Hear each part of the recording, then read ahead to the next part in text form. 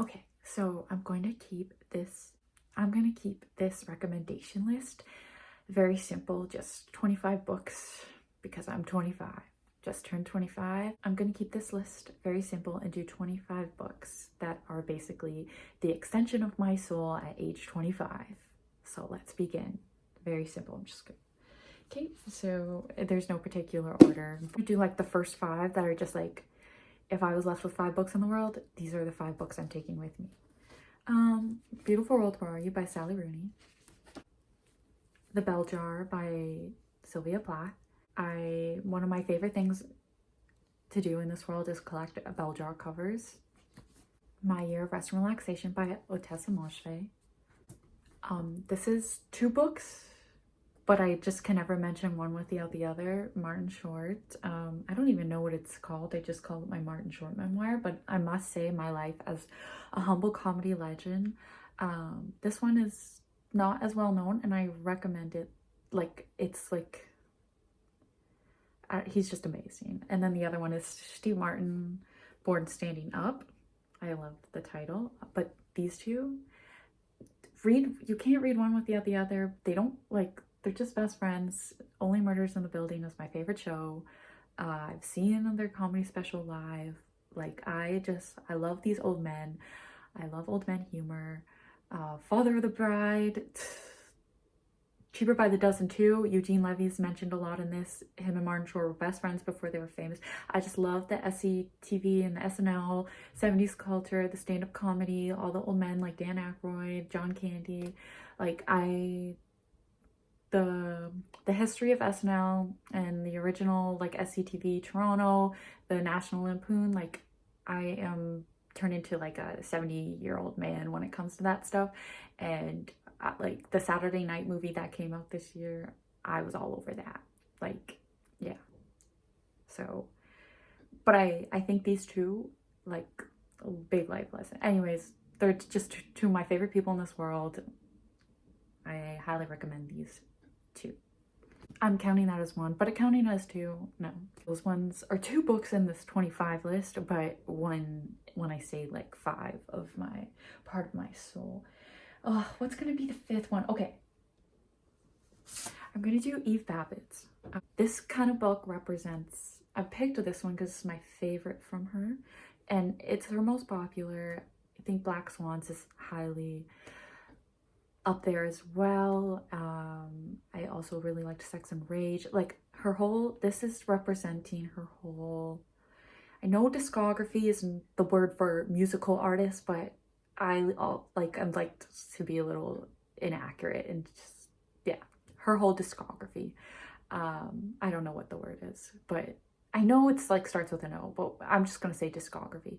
I love Eve Babitz, and this book like, it's 1 book on my list of 25, but I would have all her, it represents her whole thing.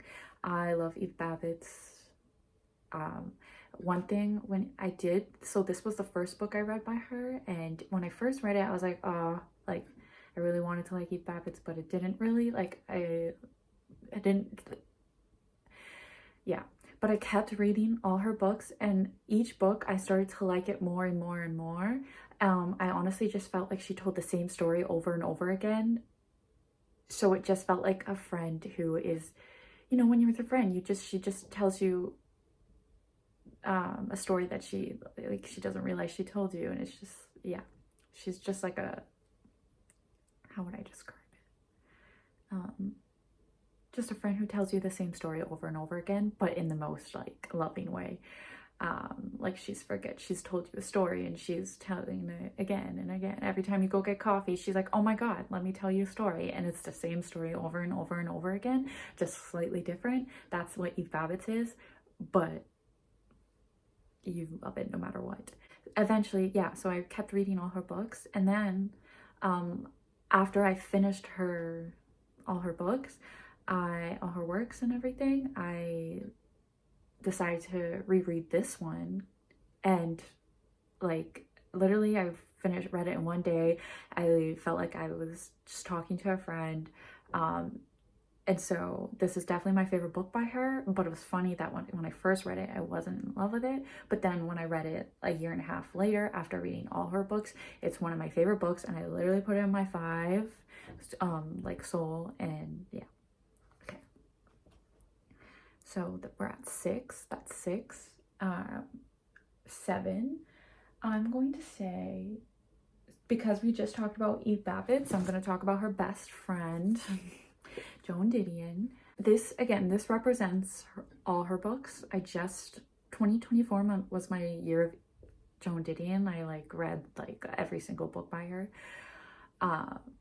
Not every, I think there's like 1 or 2 like that I'm missing, but I read like this, The White Album, Blue Nights, there's Play It As It Lays, and I definitely prefer Eve Babitz, but I respect Joan Didion so much. And then I'm picking this one because she has an essay in here, or whatever, called Goodbye to All That, and there's just, I just relate to that, like, extension of my soul.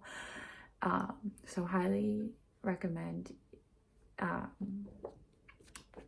Goodbye to All That if you're gonna take one thing from her. But Joan Didion is like a comfort figure to me. I will, like, she's just so smart, and she was like, I love like the Joan, like I love what she did, what she bring, like her side of pop culture.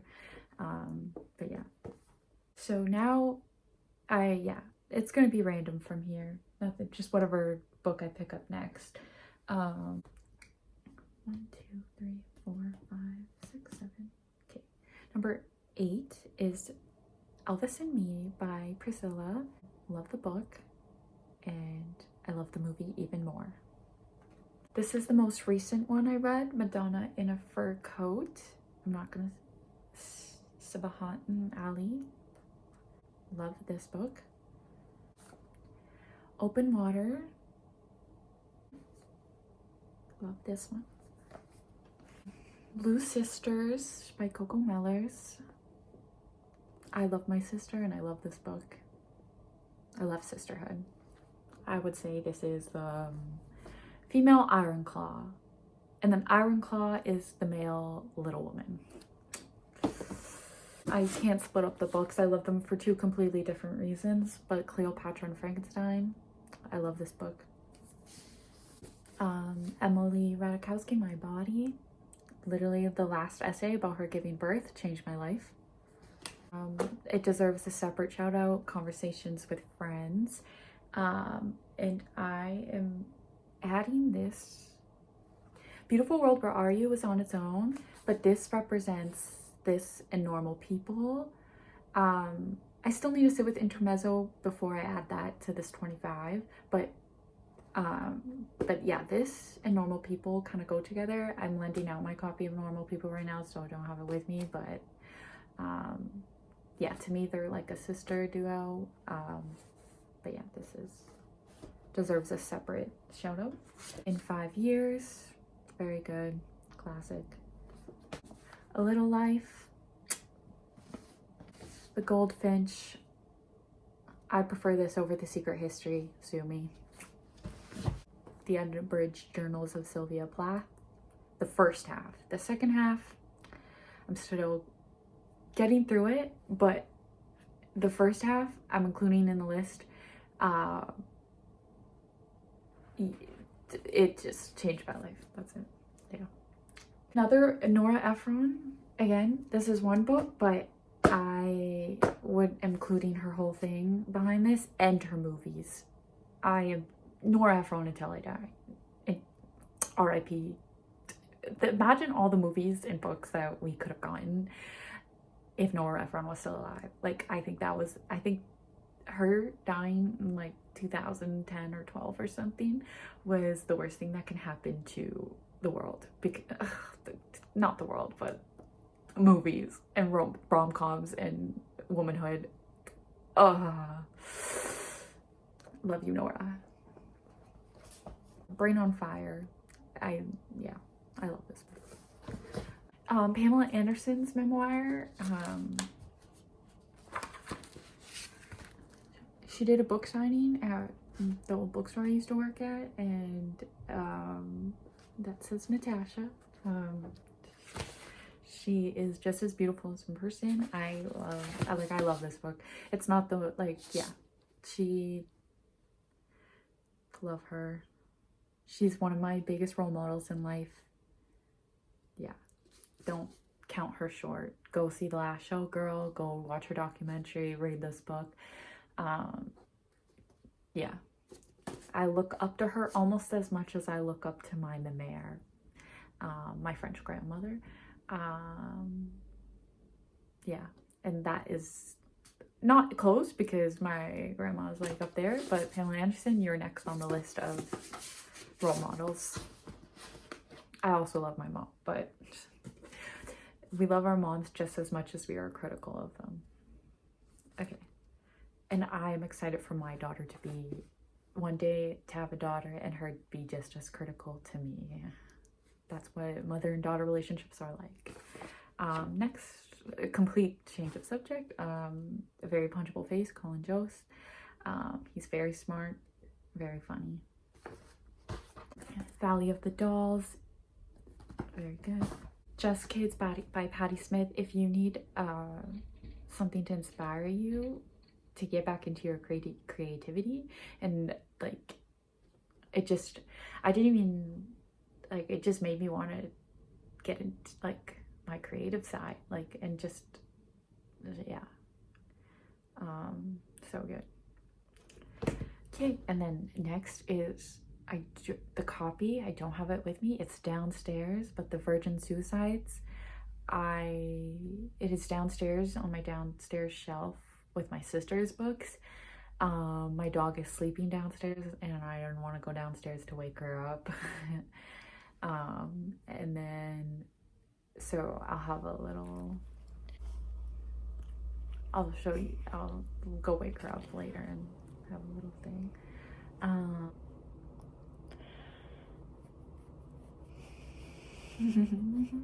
My baby. And then lastly, another recent book I just read, but it's everything I want in a book. The God of the Woods. I borrowed that from the library, my local library, because, yeah, it's one of my favorite books. It's everything I want from a book. I'm going to include that in the list, and yeah, go to your local library. That's all. I've been in my library era. I've got a small bookshelf. I had to downsize, so yeah. Those are the 25 books that are a part of my soul and my being at 25. Didn't really explain much why they're on the list, but just know that my soul is me, and these are the books that represent it. That is all.